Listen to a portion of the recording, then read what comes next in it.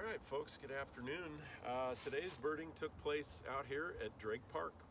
So I have some summary information I want to give you, some more details on what's coming this week, what you're supposed to do, what we're going to be doing in the coming weeks, and I'm tired of shooting videos in my office, as you are tired of looking at them. So I'm going to try and do a summary video each week from a birding location, and I understand some of you are not going to be able to make it to these exact locations. That's okay, but we're going to work from there and visit the areas that I've been visiting over the years for this class, so that we can best get you experience with that required list. I do want to say that I am leaving that required list as is. I thought about it. I had mentioned, well, we're going to drop it down because we're teaching online, and I'm not going to do that. Every year there are students who nail that list to the wall, and there are students who struggle to get 40%, and we grade on a curve.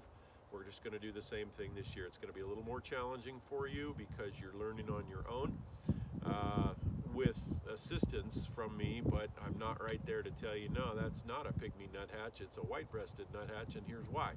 So those are things that are going to be a little more cumbersome, but we're going to leave that list as is.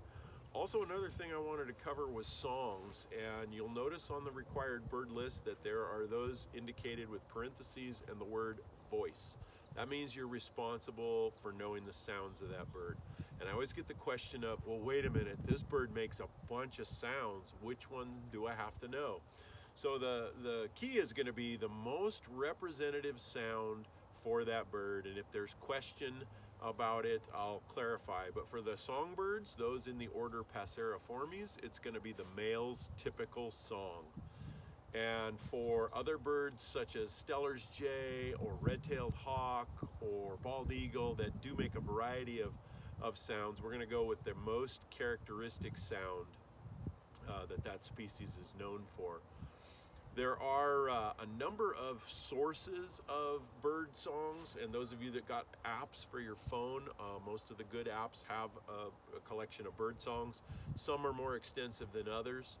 The bird app that I use, iBird, is, I think it was $10 or $20 for that app, and it has a pretty good selection of songs, so I like that one. There's a free app called Merlin, and that is through the Cornell Lab of Ornithology, and I'm going to post a link to their site. I really like Cornell's site. It's called allaboutbirds.org, and you can just go find it that way, allaboutbirds, one word, .org. And they have a pretty good library of songs and identification features, etc. And their phone version of that site is the Merlin Bird app, and so you can try that app out. Now, I just wanted to show you kind of what I do in a typical day of birding as far as gear. I've got my binoculars. I've also got my spotting scope, but I'm using the tripod from the scope right now to hold the phone. So tripod, spotting scope, when you're looking at things that are going to be far away, it's not necessary that you have those, but I've checked out field spotting scope and tripod to one person so far. So if you have need of that for a particular day or lab, you can let me know, and I can check those out on a weekly basis. I've only checked out one pair of binoculars this week, so if you need binoculars, let me know, and we can arrange for you to pick them up at the college. I carry my field guide, and a lot of you are probably, in the digital age, maybe you're asking yourself, why would I carry a field guide if I've got a bird ID app on my phone? And that's a good question. I like to be able to open up my field guide to a particular set of pages where let's say we were looking at gulls, and so here we've got a bunch of gulls on one page that we can compare one to the other. That's a handy thing about field guides. And plus, I'm old school. I like having something in my hands. I like flipping through. They're organized in groupings. So all the sparrows are going to be in the same place within your field guide. So you can thumb through the sparrows, the warblers, the blackbirds, the nuthatches. And you guys have on your list all 3 nuthatches. And so there they are, all 3 on one page. So that's why I like the field guide. This is the one that I've told you I want you to have for the course. I did mention some other field guides. Pull them right out of a tree here. Sibley's is a really good one. So if you get a copy of Sibley's, that's a great field guide to use. And then this is an older one. This right here is a first edition of the National Geographic Field Guide. It's probably worth $5 now. But I got this back in the 1980s when it first came out, and it was the hottest thing out at the time. It's still a good field guide, and I think they're up to 4th edition, maybe 4th or 5th edition. So any of those field guides will work. All right. The other thing that I did today is I brought my DSLR camera and I did some photographs. So how are we going to do these field labs? You know, I'm out birding, you're not there. I'm going to take some pictures and I'm going to use those pictures as examples of how birds appear in the field and how you're going to have those challenges of identifying them. And we're going to start out with me posting some of those pictures without the names of the bird, and you're going to identify them. Some of them are going to be so easy, you're going to be like, oh, this is easy. And then they're going to get hard.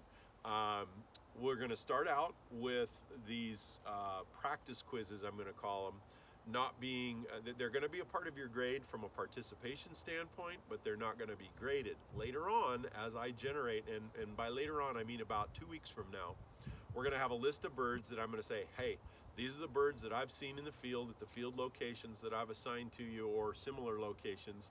You should be aware of these now for field testing. And then we're going to conduct the field testing via online meets. So it's going to be a little different, but I think it's going to work, and it's going to force you to look at your field guide and use your bird app and try and figure these birds out. And then of course I always want you to be generating questions. You know, flood me with questions in my email. It may take me a bit to get back to you, but I will reply to you.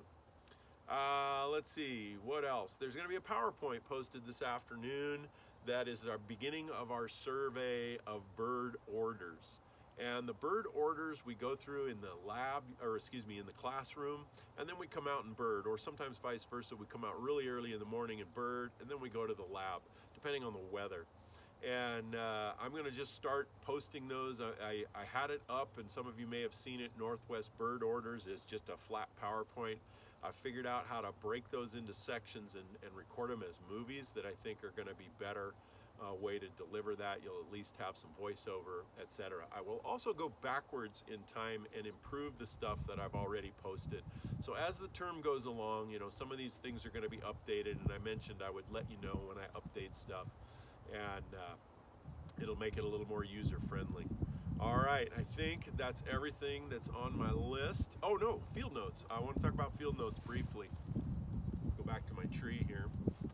So I have requested that you keep field notes as part of this course, and there's a good narrative on what I want you to do. And every year I give people that narrative and I say, read this, and then I cover it in lab, and people are kind of struggling as to what are field notes and why am I doing them, and are these good enough? And you want to think about field notes as something that has future value. And I'm showing you this little Write in the Rain notebook that I really like these because these are the plastic coated ones, but the paper faced ones that Ron uses in survey if you've had his class. Those are good too. And Write in the Rain is nice, not because I ever really write much in the rain, but because they're very durable. Tough paper, it is water resistant if it's fogging or misting. And this is how you're going to keep track of what you're doing each week. Remember, you're supposed to be birding 3 hours a week, and I'm going to lay out my route for you today. You want to come and do the exact route that I did this morning, you'll be able to do that. If you want to go to your own location and do urban birds or suburban birds, that's fine, but you're going to document that in your field notes. And then, as I mentioned in my first week material, we're going to translate that all into a summary spreadsheet that you'll turn in digitally, and then I'm going to have a drop box at the end of the term for you to drop your field notes in. So we're going ahead with field notes as an important part of being an ecologist in general, not just a birder. And you're gonna keep that field notebook, keep it up to date. Don't wait till the end of the term and see, let's see, where did I go week 2? You know, that negates the value. I had a major professor, one of my great mentors at Humboldt State. He passed away actually just this day before Christmas, I think, or day after Christmas this past 2019. His name was Stan Harris, and he was a very, very accomplished ornithologist and an exceptional ecologist. And he told me when I was in my 20s, he says, if you do not document your time in the field, 90% of your field time is wasted because you won't remember. And I was 20 something and I said, oh yeah, I'll remember. And you will not remember what happened 40 years ago. And I have some field notes that I'll share with you guys. I got to get them scanned, but I want to share some field notes that I got from another great ecologist from Oregon State University, Jay Gashwiller. And I have a couple of his field notebooks from 1946 when he was a junior biologist in Montana, and keeping records of what he saw, what the weather was like, what the vegetation was like, all these things that are of value. So I need you to read over that thing on field notes. I need you to start keeping field notes. Don't worry about the spreadsheet right now. That's going to come to you as a pre-made spreadsheet where you just open it up and you're just going to go through and summarize the information that you have in your field notebook. And we can worry about that after about week 6 or so. So I think that now, let me scan down my list here. Yeah, that covers everything I wanted to cover. So have a great week. A lot of material will be posted later today or maybe even tomorrow, Thursday. I'll get this video up for sure. As you guys have figured out, you know, doing all this stuff online, the wheels are grinding slowly, but they are grinding and they are getting better. All right, get out there, get birding, and have some fun.